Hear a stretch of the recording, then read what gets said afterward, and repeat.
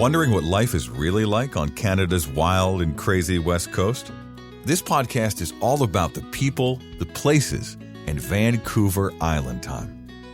Together, we'll explore this island paradise, a combination of ocean, city, and country living. We'll meet the fabulous locals, such as the Fudge Fairy and the Chicken Lady, who have chosen Victoria and Vancouver Island as their home. And we'll learn what makes this place unique and special to those who live here. And now, your host of Vancouver Island Time, Jane Johnston. Hi everybody, it's Jane Johnston with the Briar Hill Group at Remax Camosun and host of Vancouver Island Time. I'm here with Angela Thurston. And Angela, what area are we going to be focusing on today? We're going to be focusing on Dean Park. Okay, so Dean Park. Tell me where it is exactly. It is on the peninsula, and it's on the other side of the highway from Sydney. So you're really close to Panorama Rec Center. I'm not so good with directions, but it's between Saanich and the airport. Yeah, on that same side. Right, and it sort of is the only real hill in the area, right? Yeah, all the houses are built on the hill. So if you're on the right side of the street, you have a fantastic view. Yeah, do you know that the cost, I figured it out last year when I had a listing, that the cost of having a view there last year was about $150,000. Compared to houses without a view.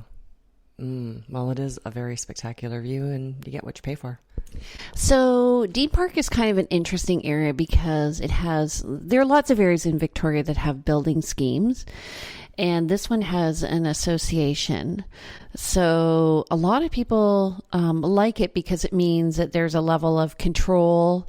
There's no suites allowed. People aren't allowed to run a business out of their home there. They have rules like where your RV can be. And usually in these associations, they're not really enforced, but this one it is.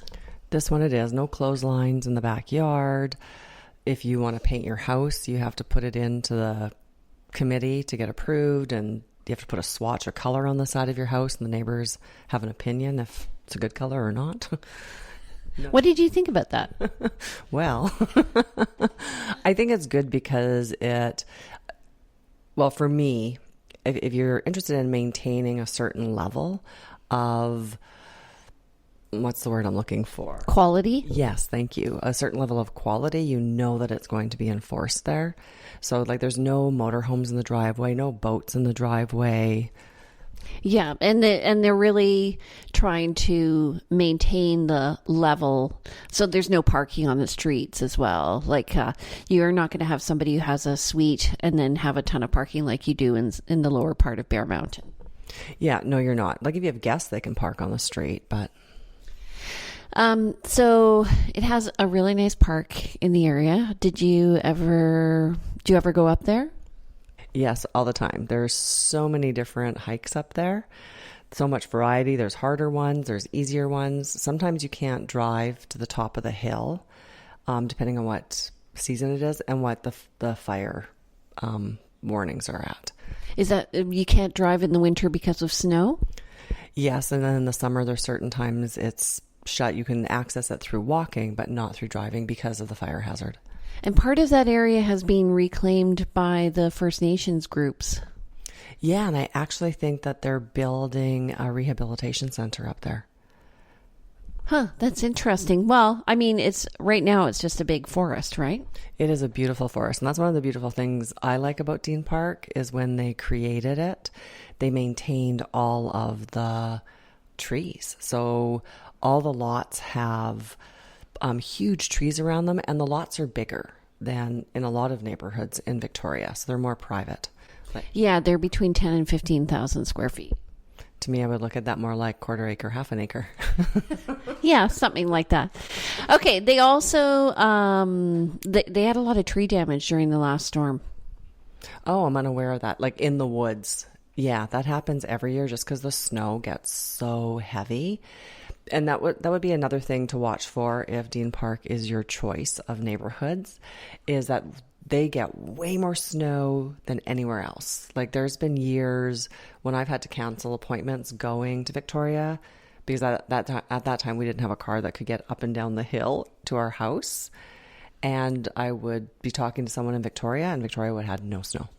Yeah, because it's way more temperate. Even during the last snowstorm that we had, I think we had a couple of inches, and at my listing, we had a couple of feet. And actually, the snow ended up, because it wasn't cleared by the house so quickly, it ended up seeping into the house. So it caused a bit of an issue, an unusual issue as well. So at the bottom of the hill is what? Panorama Rec Center and an elementary school. And what goes on? I know that there's a speed skating group in the rec center. Did you know that? I did not. It's there's swimming and there's a big tunnel and all kinds of swimming programs. And I do believe there's exercise programs that they offer and different activities. Do you find that there's a variety of ages of people that go there? I'm not really a Panorama Rec Center visitor, so I cannot comment on that. But I'm sure because I've looked at the brochure and there's things offered for little tiny tots to teenagers to middle-aged to elderly. There's lots of variety. What about the demographics of the people living in Dean Park itself? Are there young families there, or are they kind of more established families, older people who I've noticed when I go to visit homes, it looks like they've been living there 30 years? I think there's a good variety. Like on one side, we have neighbors who have been there forever, and then there's a really young family on the other side. And walking through the neighborhood to get to Dean Park, like to the trails, there is a great variety of families that live there. Okay, so let's talk food. It's one of my favorite subjects. Me too. I love food. So have you eaten at the Roost? I have eaten at the Roost. I love their breakfast, and they have amazing baking and pizzas, and they do their own wine, and everything's not everything, but a lot of the things they actually farm themselves to use in their bakery and restaurant. And what corners is that at? It's on East Saanich and McTavish. It's right there. There's a 4-way stop, and there's a little McTavish convenience store that, if you didn't grab the milk and Thrifty's is closed, and Thrifty's isn't even really far away. It's in Saanich. So yeah, I go actually to that corner store all the time. Yeah, it's a good one, and it's a good stop on the way to the airport or on the way to Sydney. What about biking and stuff like that, or trails other than in Dean Park? I am not a biker, so I'm not the person to ask that. Lochside Trail, though? Yes, Lochside Trail, and that will take you all the way. You can get all the way from Victoria all the way through to Sydney on it.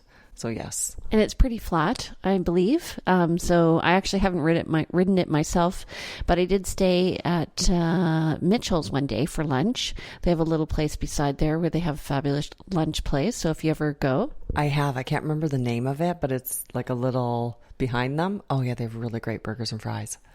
And they have really great, awesome macaroni and cheese, as well as grilled cheese sandwiches, which are a favorite of mine.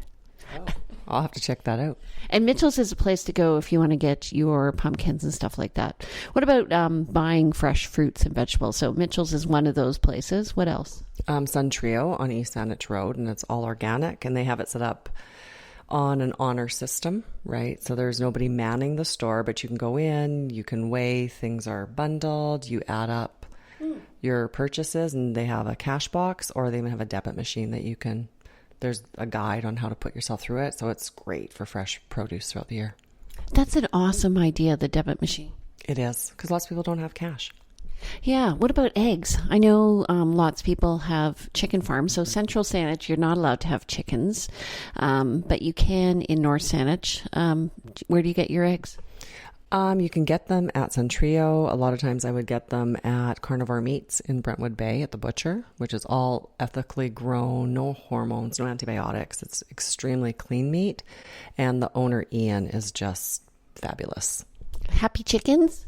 Happy chickens. We would get our turkeys there, and it's all happy meat. Happy meat is very important.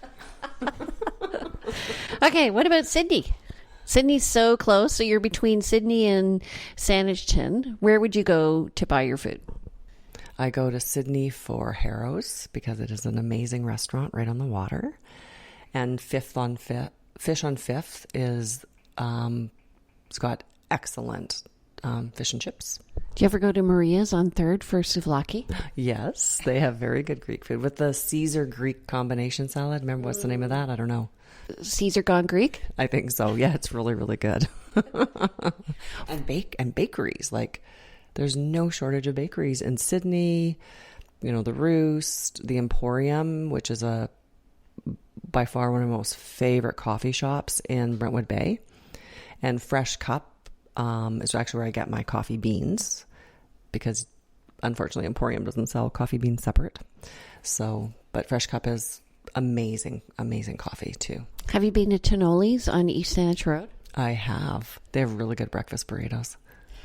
So I went there the other day with a friend of mine, and he had soft boiled eggs with bacon and other stuff on it. I don't know. It looked good. You didn't taste it? I'm not a soft egg eater. I'll eat scrambled, but not soft-boiled eggs. I'm always surprised by the number of bookstores in Sydney as well. Yeah, with a huge variety of books. And jewelry stores. Yeah, and little craft stores and local stores. That's what I really like about it. You can park your car. You can walk all the way up one side and downside Beacon. They have some amazing women's clothing stores. Tatum and Olivia, which was one of my favorites, closed, but there's so many. What about in terms of Brentwood? So again, Dean Park's kind of in the center of the peninsula. So Brentwood's just to the west, Sydney's to the northeast. How do you find their downtown? I find it kind of lacking. Well, it's been expanding and growing. They have a really great raw food store for pets. There's liquor stores. There's obviously the spa, the Brentwood Lodge Spa and Resort has amazing food. I've never stayed there, but I've had family that have stayed there and really, really enjoyed it. But the view is great. You can, there's kayaking and paddle boarding and so many things to do. Plus, you're kind of protected there weather-wise, I think, because you're not facing east. You're in the Saanich Inlet, so you don't tend to get as much wind in there, I find. No, you don't. And you can, if you rent kayaks from there, you can actually go into the bay at the Bouchard Gardens and then come back out. And you can also get into Todd Inlet kayaking through there, which is really nice. And I know my husband takes people diving in there. So it's really, and I've been diving in there as well, scuba diving. So it's known for that as well. Do you go to the Bouchard Gardens? I used to go all the time. It's been a while, but I used to go every week and take erotic pictures of flowers. Yeah, and so you created a book and wrote some poetry. What was that book called? Erotic by Nature, because we're all erotic by nature. And Mother Earth shows us that through the beauty. Like, we're not separate from that. And so did you just go to any of events, or did you go just to walk around the gardens?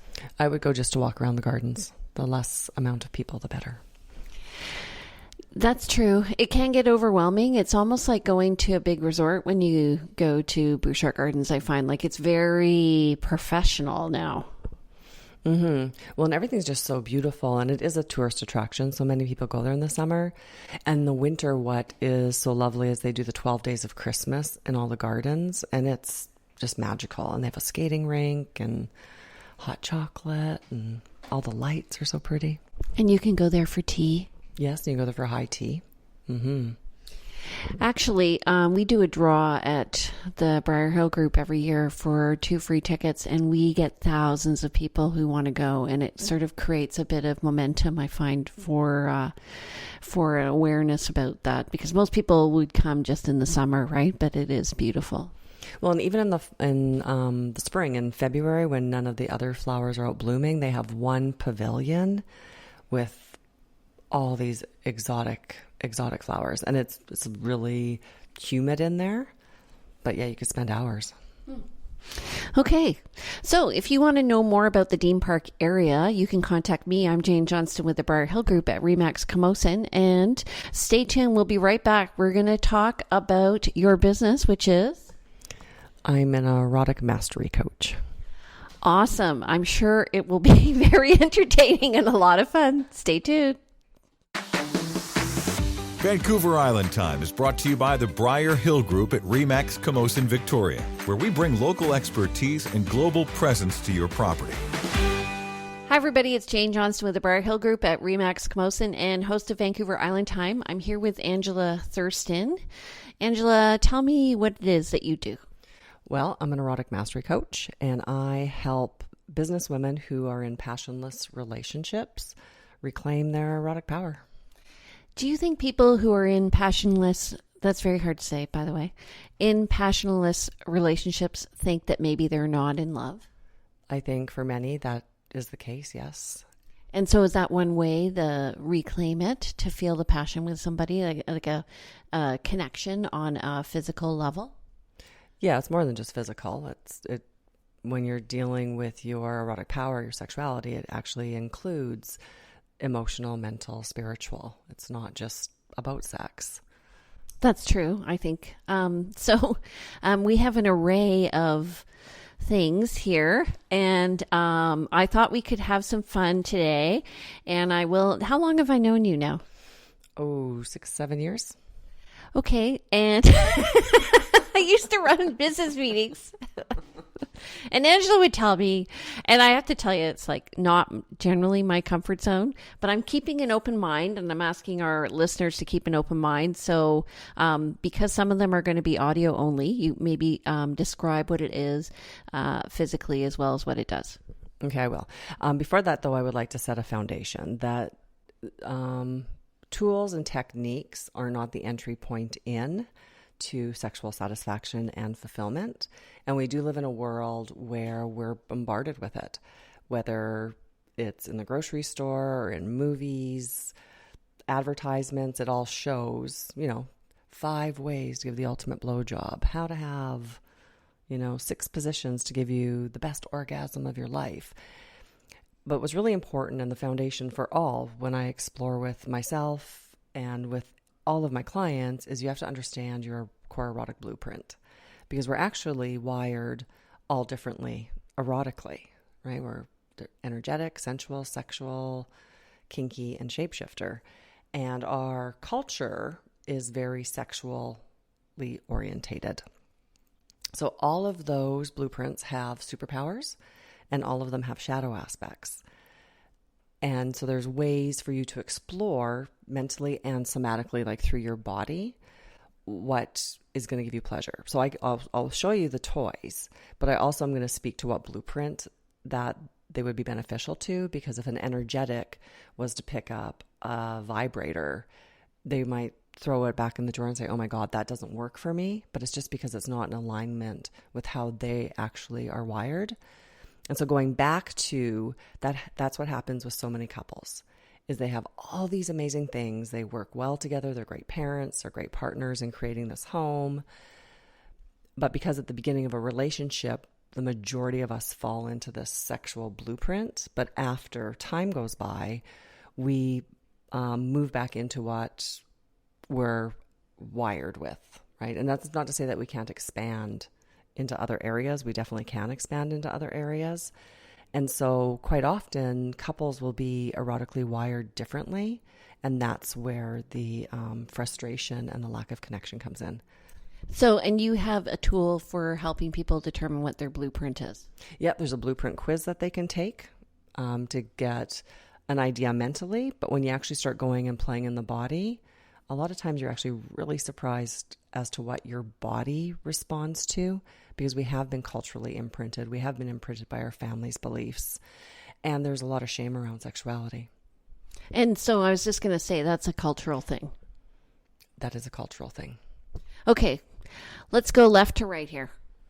So this is one of my most favorite items. It's actually started off as a back massager, but Betty Dodson in the 70s, who I've studied with, she is the mother of masturbation. She's turning 90 this month, and she still teaches workshops in her living room in Manhattan. Sits on the ground. That's proof masturbation and orgasms do work, because Betty's like thriving at 90. And so in the 70s, with this consciousness movement groups, she started bringing sexuality and the magic wand, which has become a favorite toy. So I know if you're just listening on audio, it has a very substantial handle and it has many speeds. It's huge. Well, and what I recommend, you want to feel it? Sure. So the best place to feel is on the end of your nose, because that's more like your clitoris. Oh. And that's... It tickles. Tickling is a good thing. And if somebody's highly sensitive, I would recommend using a towel or something between their genitals and the magic wand, because it can be too intense. This is really, sexuals really love vibration. Okay. And this is a much gentler and smaller, and it is actually a vibrator. I was playing with it earlier, and I don't mean in that way, but I mean, I was playing with it trying to get it turned on. We could just go so dirty with so many of these comments. And then I was like, oh, the battery's dead, but then it wasn't. Do you insert that? No, the magic wand is for topical only. Okay. And so if you're a sensual, this would be great if you were to like massage yourself. And because quite often, especially when we're self-pleasuring, we go straight for our genitals, which is very sexual, right? That sexuals are about orgasms, nudity, penetration, and genitals. So most of us masturbate in that blueprint, right? We just go for the gold. We don't take time to, we don't seduce ourselves. We don't seduce ourselves. And energetics are very much about connection. And a lot of times they can have multiple orgasms without even being touched, like using breath work and visualization and just having a hovering hand as opposed to a full hand. So very subtle. It is very subtle, but they're capable of connecting at such deep levels. So they would like something like this multi-faceted furry thing. Depends on how you played with it. So a sensual would love it. So this is a fur flogger. So a sensual is all about the senses. It's all about touch, taste, sound, smell. And I know I'm missing one there, but taste, touch, sight, scent, and sound. So they would love, because the feeling of this is so nice. Do I have permission to? Sure. Right. So just they like long, slow strokes and very sensual. See, this is very, very soft. So if you were energetic, part of what might happen is you could play with it energetically, where it's just like barely touching. It's just like barely touching the hairs. And that would be more energetic. And this one doesn't have weights. There you can get them with weights on the end. So that would be really good for someone who was kinky, who liked that sensation play. Do you work, when you say you work with professional women, but do you work with them and their partner? I can, yes. Mm-hmm. Yeah, because once you know what your blueprint is, once you discover it, you need to learn how to feed, speak, heal, and expand it. Because there's so many layers, and because there's shadows and superpowers to each of them, like getting to know that. Because even though your primary, like my primary blueprint is energetic kinky, but my strongest shadow is my sensual shadow. And sensual is further down on my list when you look at a blueprint stack. Gotcha. Okay. What about this car washing muff? Well, that's the thing, is you can get so many play items. You can go to the dollar store. You can, I had a thing, like wooden spoons. This is, you can go to the dollar store with the car washing mitts. This would be sensual too. So sensuals are really good at creating space, like aesthetically pleasing space. One of the shadows of a sensual would be that they can have an elusive orgasm, because it's really hard for them to get out of their heads and into their bodies, right? They're thinking about, oh my God, Henry needs his dentures. Yeah.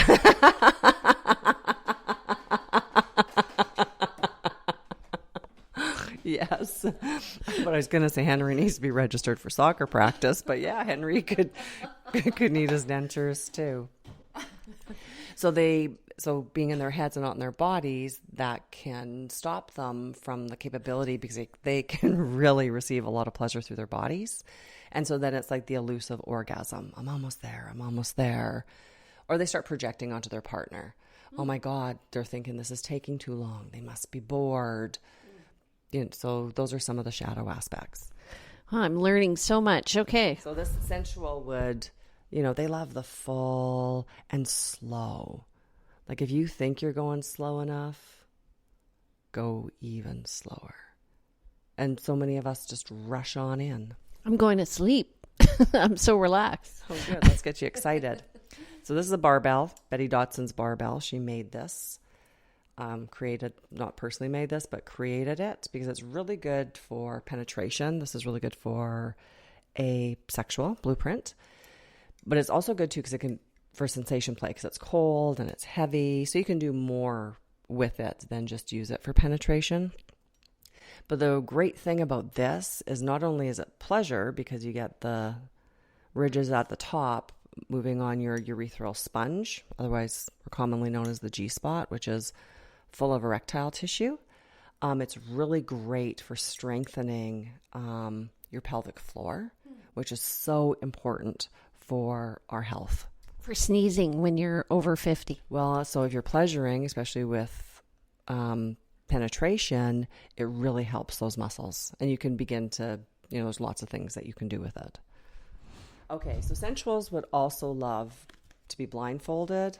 And so would kinkies and shapeshifters, energetics, just depends. So a blindfold is really a great tool to have in your toy box because it helps to really focus on what's happening in your body and your responsiveness. But before the rest becomes more sensitive because you're not focused on the visual. Yes, but you'd want to also have a really good consent conversation with your partner before you did that. What does that entail? Like, do you have a word or something? If I say like vegetables, like it's over, or I want the blindfold off or something? Okay, so you have safe words, but at first you would have a conversation. What are your boundaries? What can I do? What can't I do? Well, let's do the blindfold. I like these items. I don't want you stuffing things in my nose or my ears.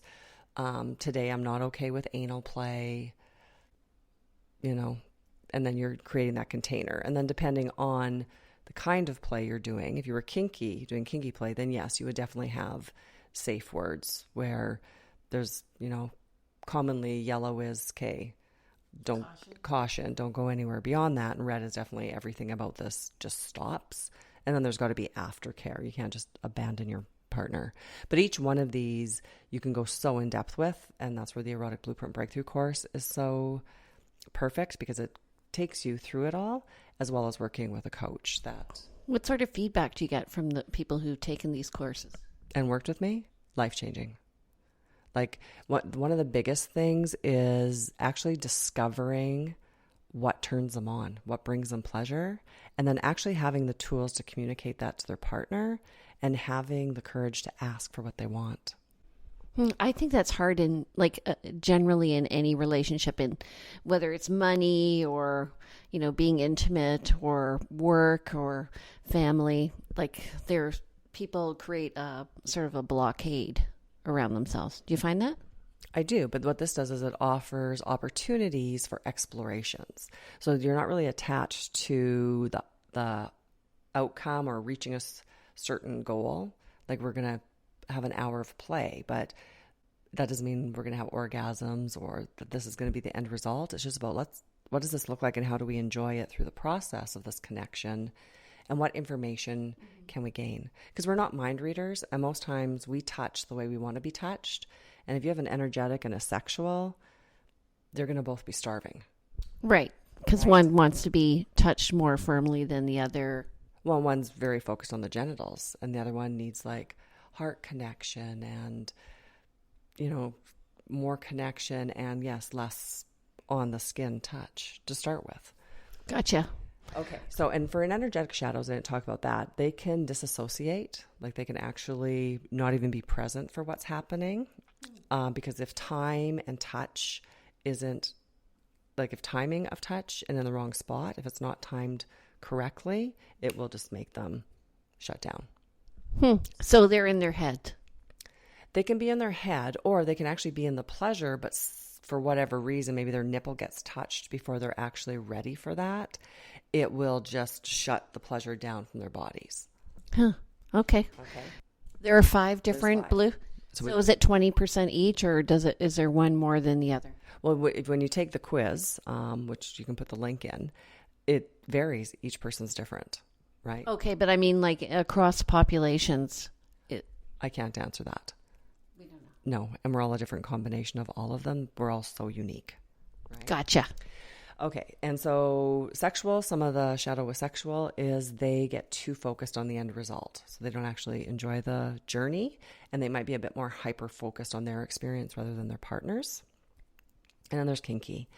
And there's 2 types of kinky. There's psychological kink, and there is sensation-based kink. So psychological kink would be more about the mental and the either controlling or being controlled and dominance and submissive. That's part of it. Not everybody who's kinky is in, like BDSM is actually a culture and a lifestyle, and not everybody who has a kinky primary blueprint is that, but many are. So sensation based is all about the items. So, floggers. And a lot of times it's not so much the feeling. Lots of people who have a kinky blueprint like the impact play and like the pain aspect of it. And a lot of them just like the sound of it. Like this flogger, doesn't sound really loud, but here, do you want to do your hand? Sure. That actually didn't hurt at all. That's kind of interesting. It is. So there's so many things. So there's different activities that as you're learning the blueprints and doing the work, you actually learn how to feed it. So this is a Wartenberg wheel. I do not like this at all, but many people do. Do you want to feel that? Maybe. Let's try on the inside. It's very prickly. It's very prickly. And the beautiful thing about all of this and discovering what we like, and we explain it when we're with our partners, it doesn't mean that our partners are touching us wrong. They're not wrong or bad. And we're not wrong or bad or broken, but it gives a way to explain how you actually really like to be touched. So it just opens up a whole new dialogue of conversation. I find I'm less judgmental about all this than I was when I was younger, because I just like the whole right or wrong or somebody who's not like me is wrong. I'm much more open. Do you find that people, the older they get, they're more accepting?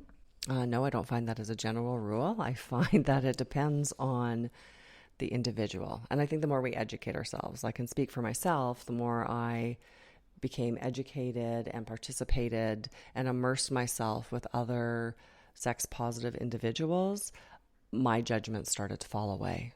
There's so much pleasure. Like kinkies are so creative and so diverse.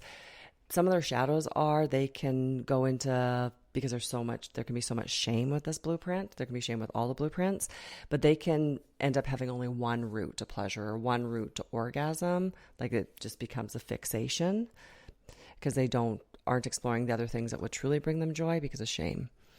And shapeshifter is all the blueprints. Shapeshifters love everything. Shapeshifters need everything. They make amazing lovers. They have a great sexual vocabulary. And one of their shadows is that they might get to a place where they're never truly satisfied because they're always adapting to accommodate whatever their partner's blueprint is. And they need it all. They need to communicate better, maybe, about their own needs. Well, that too, with all of them, they do. But you just discovering that is also, it's okay, because often a shapeshifter will feel like they're too much, and it's actually okay to want it all.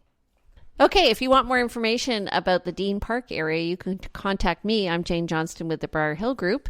If you want more information from Angela, contact her at angelathurston.com or email her at angela@angelathurston.com. Take care and have a pleasurable day. Welcome to the neighborhood. We hope you have had some insight into West Coast living. If you know of someone or someplace that should be highlighted in our podcast, we'd love to hear from you. please go to VancouverIslandTime.com and click on our Connect button. See you next week on Vancouver Island Time with Jane Johnston.